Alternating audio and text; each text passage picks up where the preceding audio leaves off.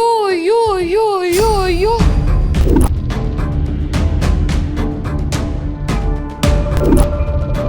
ಏನಾಯ್ತು ದಾಮಿನಿ? ಅಲ್ಲ ಅಕ್ಕ, ಸಾಕ್ಷಾತ್ ಅಖಿಲಾಂಡೇಶ್ವರಿಯವರೇ ತಮ್ಮ ಕೈಯಾರ ಅಡ್ಗೆನ ಬಡಿಸ್ತಿದ್ದಾರೆ. ನಾನ್ ನೋಡಿದ್ರೆ ಸೋಂಬೇರಿ ತರ ಸುಮ್ಮನೆ ನಿಂತಿದ್ರೆ ಆ ದೇವ್ರ ಮೆಚ್ಚುತ್ತಾನ?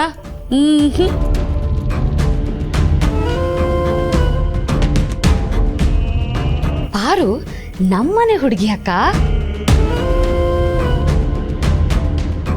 ನಮ್ಮನೆ ಮಗು. ಅವಳಿಗೆ ಹೆಜ್ಜೆ ನಾದದಿಂದ ನಮ್ಮಿಡೀ ಮನೆನೇ ತುಂಬಿಕೊಂಡಿದ್ದಾಳೆ.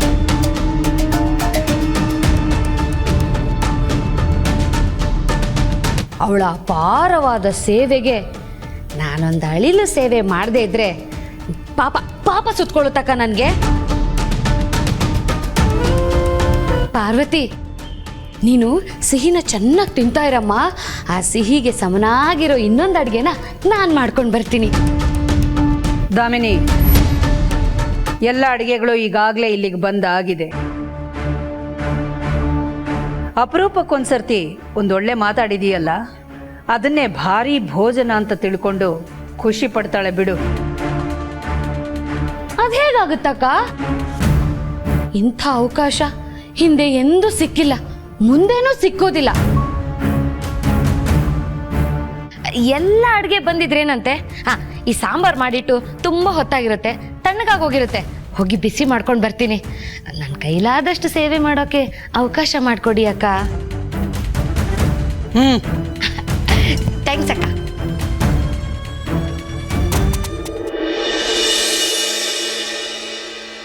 ಪಾರ್ವತಿ, ನೀನು ಊಟ ಮಾಡಮ್ಮ.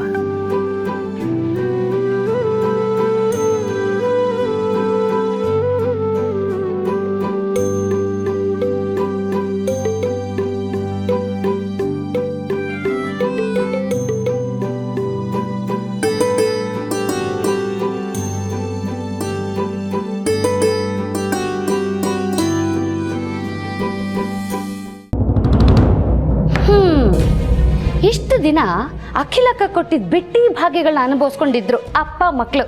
ಆದ್ರೆ ಇವತ್ತು ಈ ಧಾಮಿನಿ ಹೊಸ ಭಾಗ್ಯನ ಅನೌನ್ಸ್ ಮಾಡ್ತಾ ಇದ್ದಾಳೆ. ಆ ಭಾಗ್ಯದ ಹೆಸರೇನು ಗೊತ್ತಾ? ಖಾರ ಭಾಗ್ಯ ಅಂತ.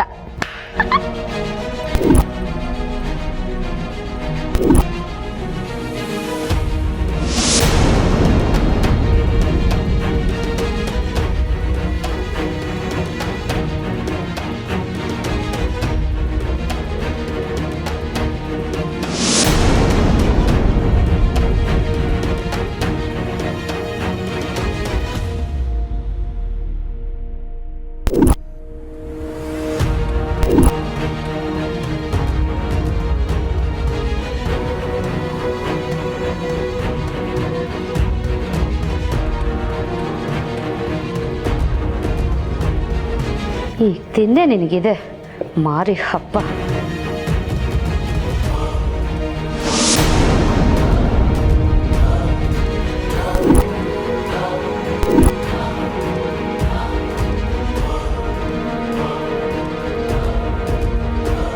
ಪಾರ್ವತಿ ನೋಡು, ಸಾರ್ನ ಬಿಸಿ ಬಿಸಿ ಮಾಡ್ಕೊಂಡು ಬಂದಿದ್ದೀನಿ. ಇಷ್ಟು ದಿನ ನಿನ್ನ ಮೇಲೆ ಇತ್ತಲ್ಲ ಪ್ರೀತಿ, ಅದನ್ನೆಲ್ಲ ಸೇರಿಸಿ ಬಿಸಿ ಮಾಡ್ಕೊಂಡು ಬಂದಿದ್ದೀನಿ. ಇಂತಿ ನಿನ್ನ ಪ್ರೀತಿಯ ದಾಮಿನಿ ಸಾರು. ಅಕ್ಕ, ನೀವೇ ನಿಮ್ಮ ಕೈಯಾರ ಬಡಿಸ್ಬಿಡಿ ಅಕ್ಕ. ಕೊಡಿ ಕೊಡಿ, ಅಕ್ಕಂಗೆ ಕೊಡಿ.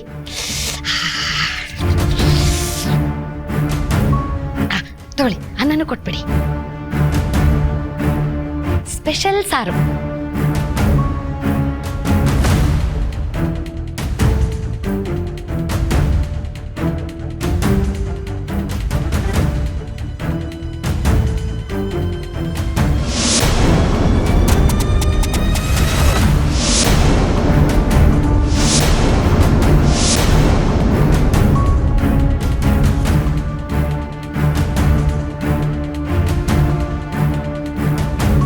ನಿಧಾನವಾಗಿ ಊಟ ಮಾಡು ಪಾರ್ವತಿ, ಅವಸರ ಬೇಡ.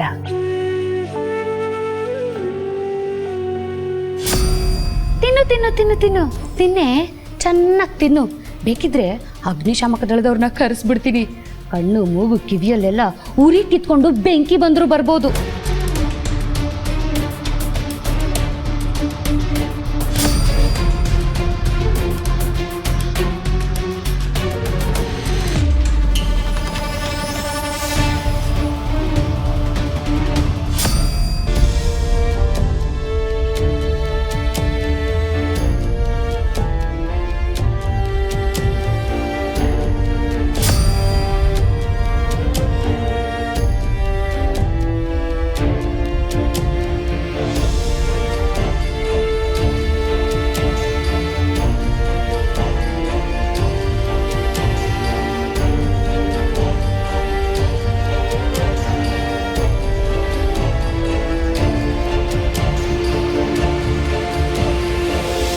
ಪಾರ್ವತಿ, ಅಡಿಗೆ ಚೆನ್ನಾಗಿಲ್ವಾ? ಯಾಕಮ್ಮ ಕಣ್ಣೀರು? ಚಿಕ್ಕ ವಯಸ್ಸಲ್ಲಿ ಅನ್ನಕ್ಕೂ ಗತಿ ಇಲ್ಲದೆ ಕಷ್ಟಪಡ್ತಾ ಇದ್ವಿ. ಆ ಗಣಿ ಇನ್ನೂ ಕೈ ಕೂಸು. ಅಪ್ಪ ದುಡ್ದು ಕಳಿಸ್ತಿದ್ದಿದ್ದ ಹಣ ಅಮ್ಮನ ಔಷಧಿಗೆ ಖರ್ಚಾಗ್ತಿತ್ತು.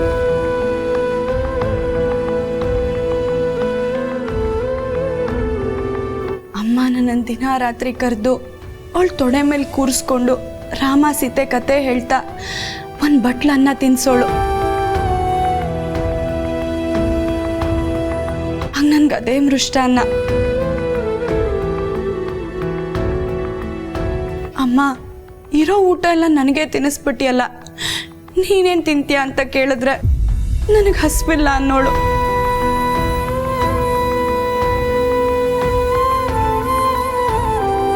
ಒಂದಿನ ರಾತ್ರಿ ಊಟ ಮಾಡಿ ಮಲಗಿದ್ದೆ. ಏನೋ ಶಬ್ದ ಆಯ್ತು. ಏನ್ ಶಬ್ದ ಅಂತ ನೋಡೋದಕ್ಕೆ ಹೋದೆ.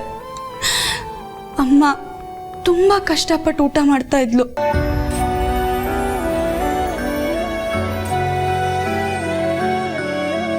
ಹಸ್ತಿದ್ದಮ್ಮ ಏನ್ ತಿಂತಿದ್ದಾಳೆ ಅಂತ ನೋಡೋದಕ್ಕೆ ಹೋದೆ.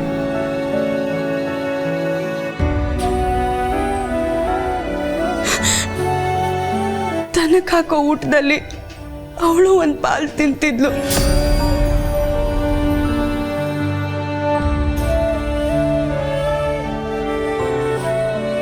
ಅವತ್ತು ತೊಡೆ ಮೇಲೆ ಕೂಡ್ಸ್ಕೊಂಡು ಅನ್ನ ತಿನ್ನಿಸ್ತಿದ್ದಮ್ಮ ಇವತ್ತು ಅನ್ನ ಬಡಿಸೋ ನಿಮ್ಮಲ್ಲಿ ಕಾಣಿಸ್ತಿದ್ದಾಳಮ್ಮ.